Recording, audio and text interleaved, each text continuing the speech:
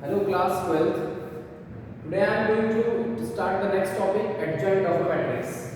मैं स्टार्ट करता हूँ next adjoint of a matrix. किसी मैट्रिक्स का एडजॉइंट कैसे आपको फाइंड आउट करना है, how to find the adjoint. Okay, तो एडजॉइंट निकालने के लिए सबसे पहले मैं डेफिनेशन को क्लियर करता हूँ. What is the definition of a adjoint of a matrix?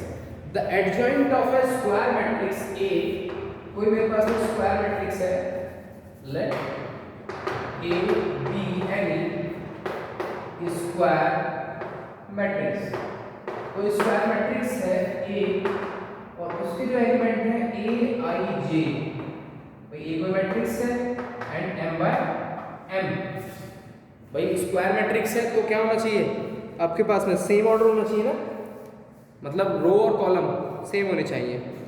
अब ये जो मेरे पास में एलिमेंट है ए आई जे, क्या है मेरे पास में? एलिमेंट है.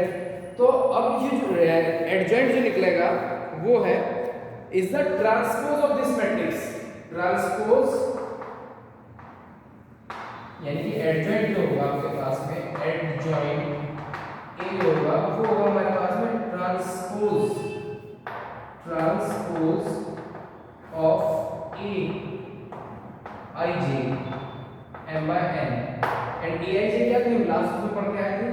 ए I J are the cofactors of A I J element. मतलब ये है कि हमारे पास सबसे पहला काम ये है कि क्या फाइंड आउट करना होगा हमें निकालने होंगे कोफैक्टर. किसी भी मैट्रिक्स के हमें कोफैक्टर्स निकालने होंगे हर एलिमेंट्स के. जो जो एलिमेंट होंगे, जैसे ए आई जे के कोफैक्टर की बात करें तो क्या होगा? वो ए I J, capital A I जे. ठीक, फिर उसका क्या निकालेंगे हम? कोफैक्टर निकालने के बाद फिर ट्रांसपोज निकाल देंगे. और ट्रांसपोज हम सीख चुके हैं तो दूसरा क्या हो जाएगा हमारे पास में? दूसरा क्या बोलेंगे? एडजॉइंट. ओके, अभी क्वेश्चन एक पढ़ करते हैं, क्वेश्चन भी क्लियर हो जाएगा बहुत. Now the question is find the adjoint A.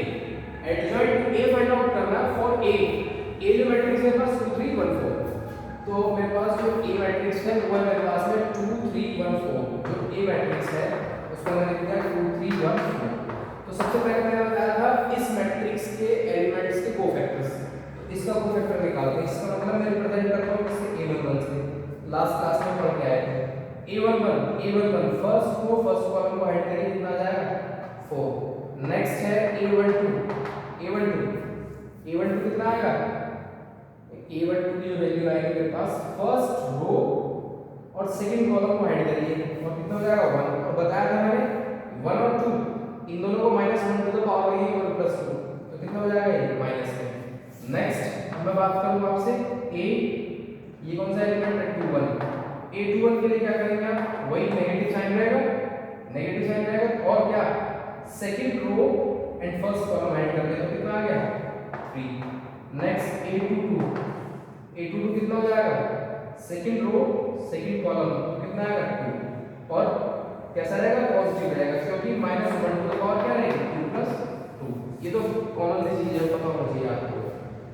ठीक है, अच्छा तो कोफैक्टर्स लिख देता हूं मैं. कोफैक्टर ऑफ ए जो मैट्रिक्स है उसके अंदर उनकी वैल्यूज डाल देता हूं. ये आएगा 4 और 1 2 कितना? -1. और फिर उसके बाद में 2 1 कितना? -3 और 2 2 कितना? 2. अब एडजॉइंट कैसे निकलता है? Adjoint A. तो आप क्या निकालेंगे? Transpose of cofactors. इसका ट्रांसपोज तो क्या हो जाएगा? 4. भाई इसका ट्रांसपोज कैसे निकलेगा? जो रो है उसको कॉलम बनाइए. 4 -1 और ये कितना? -3. This is the adjoint of the matrix A. इसका क्या है? एडजॉइंट है. ओके, अब हमें करना क्या है? देखिए ये तो एडजॉइंट था सिर्फ 2x2 मैट्रिक्स के लिए, 2x2 के लिए. अच्छा 3x3 के लिए क्या करेंगे आप? 3x3 हमेशा स्क्वायर मैट्रिक्स के लिए एडजॉइंट निकालते हैं. तो 3x3 के लिए वही काम, a11 निकाला, a21 निकाला, a12 निकाला, a13 निकाल लेंगे इसका. फिर उसके बाद में a21 a22 a23. फिर उसके बाद में क्या निकालेंगे? लास्ट लाइन में जो है last row a31 a32 a33. उसे निकालने के बाद में यहां पुट करने के बाद में जो एडजॉइंट निकालना, तो जो वैल्यू आएगी कोफैक्टर्स जो आएंगे हमारे उसका क्या निकाल देना? फिर ट्रांसपोज निकाल देना. तो ट्रांसपोज निकाल देंगे तो क्या आ जाएगा आपका? Adjoint A. ठीक है, तो 3/3 के लिए यही करना। अब देखिए आपको एडजॉइंट निकालना आपने सीख लिया, एडजॉइंट कैसे निकलेगा, लेकिन एडजॉइंट की कुछ प्रॉपर्टीज हैं जो हम लोगों को पढ़नी है। जैसे कि थ्योरम ये कहती है कि अगर मेरे पास में some relations on adjoint, some relations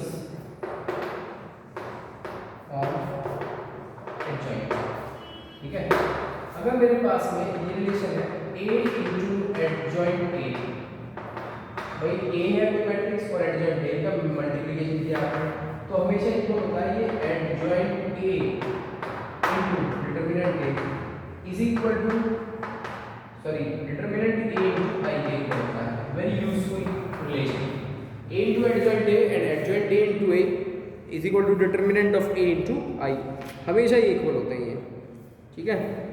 अच्छा, एक इसी के अंदर एक रिलेशन हम यूज करेंगे। देखिए हम जब एडजॉइंट निकालना सीख रहे हैं तो एक मैं और चीज बताता हूँ आपको, हम इन्वर्स निकालना भी सीखेंगे इसी की हेल्प से, ठीक है।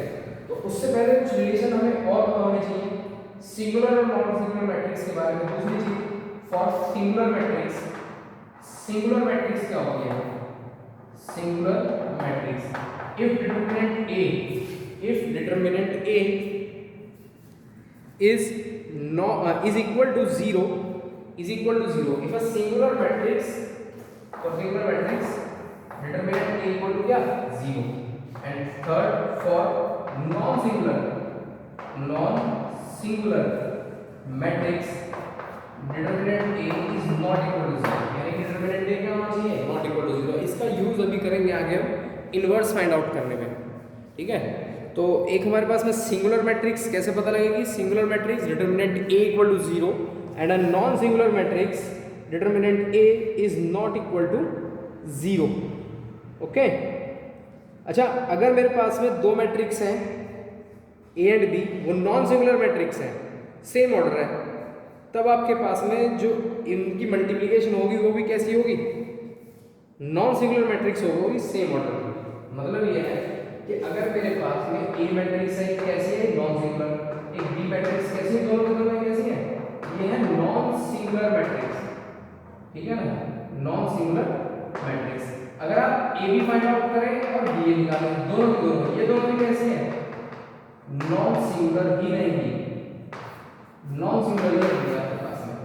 अगर आप A और B दो नॉन सिंगुलर मैट्रिक्स हैं तो हमारे पास में AB और BA दोनों नॉन सिंगुलर मैट्रिक्स रहेंगी। और इन्हें कैसे पता लगेगा आपको, क्योंकि हम लोग जब AB की वैल्यू निकाल लेंगे तो उसका डिटरमिनेंट भी फाइंड आउट कर सकते हैं। तो डिटरमिनेंट फाइंड आउट करने में ये वैल्यू क्या आएगी, नॉट इक्वल टू 0, और ये भी क्या आएगी, नॉट इक्वल टू 0। तो एक रिलेशन ये यूज होगा आगे कि A और B अगर नॉन सिंगुलर मैट्रिक्स है तो AB इंटू BA ये भी कैसे होंगे, नॉन सिंगुलर मैट्रिक्स होंगे, ओके। अब एक रिलेशन मैं आपको बताने जा रहा हूँ मोस्ट इंपॉर्टेंट, जो बोर्ड पॉइंट ऑफ व्यू से 1 नंबर का क्वेश्चन हमेशा आता है इससे। अब एक इंपॉर्टेंट रिलेशन के बारे में बात करेंगे। If A is a square matrix, मैं इस पर डबल स्टार लगाया तो most important, most important 1 number का क्वेश्चन हर साल से पूछ जाता है, ठीक है। इफ A इज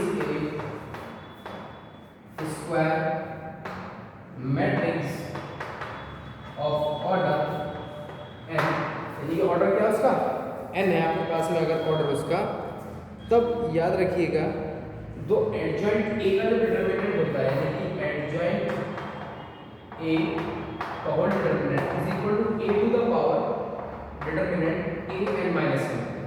इसका मतलब ये हुआ जो ऑर्डर रहेगा उसमें से पावर 1 क्या, माइनस। तो इस रिलेशन के ऊपर एक क्वेश्चन पूछा जाता है हमेशा, adjoint A is equal to determinant of A to the power n minus 1, ठीक है।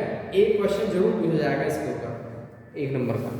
तो इस रिलेशन के ऊपर जैसे कि फॉर एग्जांपल मैं आपसे कहता हूँ कि मेरे पास में एक ऑर्डर क्या है इसका, इसका ऑर्डर 2 है, मानने की बात है, ऑर्डर क्या है, कोई स्क्वायर मैट्रिक्स का ऑर्डर कितना है 2, तब आपके पास में ऑर्डर 3 मान लिया, 3 ऑर्डर क्या मान लिया, 3, 2 नहीं 3 मान, 2 से भी हो जाएगा वैसे।